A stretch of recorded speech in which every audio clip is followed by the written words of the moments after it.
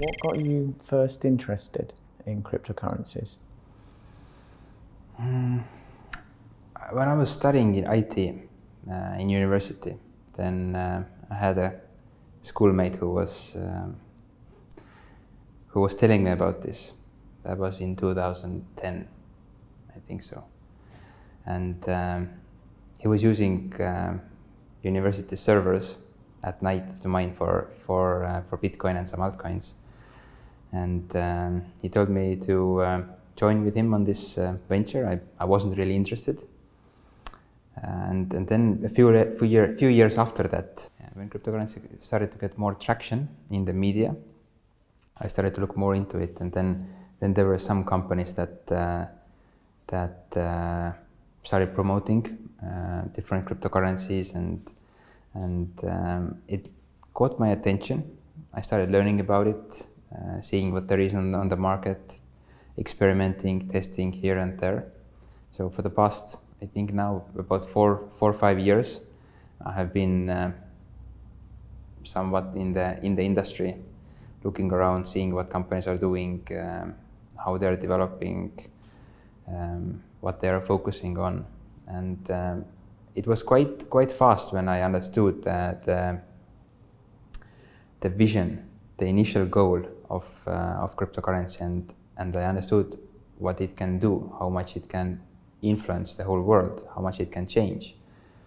But unfortunately, there are not too many companies focusing on the right things, and that is one thing that pushed me to work stronger in the industry, and to create something that would have the focus on the real purpose of what cryptocurrency really is about.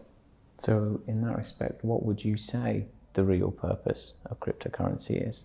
The real purpose is creating a better version of money. Simple as that. Not being a financial instrument or not being a speculative tool. It's just money. Same things that we use euros or dollars or shillings for.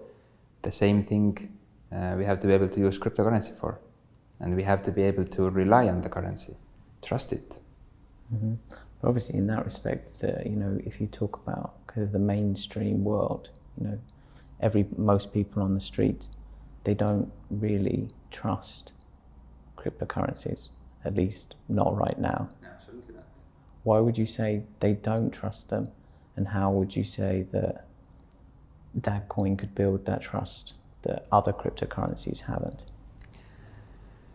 I believe there's a few reasons why people don't trust. One of the main ones is the price volatility, how much the price fluctuates, and I think this is so far the biggest obstacle for people to really start using cryptocurrency, which actually by nature it's much more convenient and faster way and much more liberate way to use your money.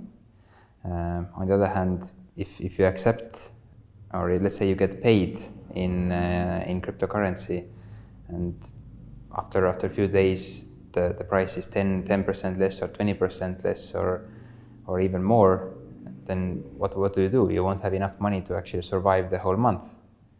So stability is something that is crucial when it comes to money. And I believe where everything went wrong is that the community has, they want to think that cryptocurrency is same as money. And if fiat currencies, they are valued based on supply and demand, then crypto should be valued the same way. But how did fiat currencies get started at first place? They were backed by something. They were pegged to a fundamental value. Initially, it was metals. It was gold.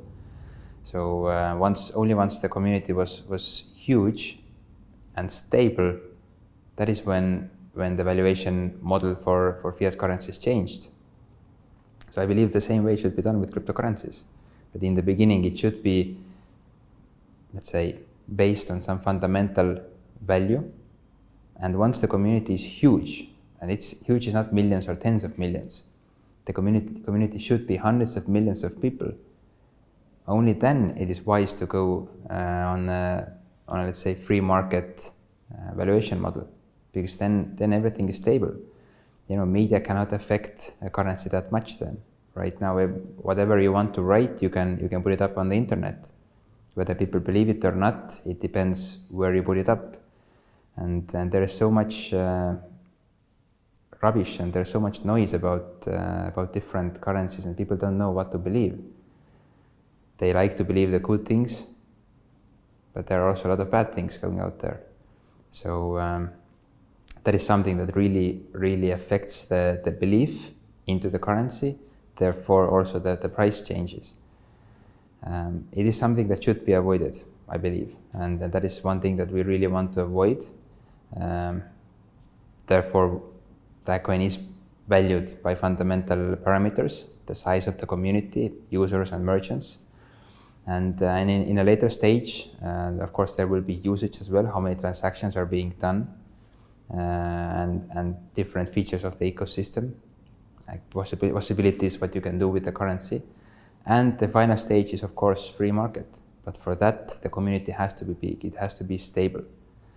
And that's the only way how to actually build up a currency.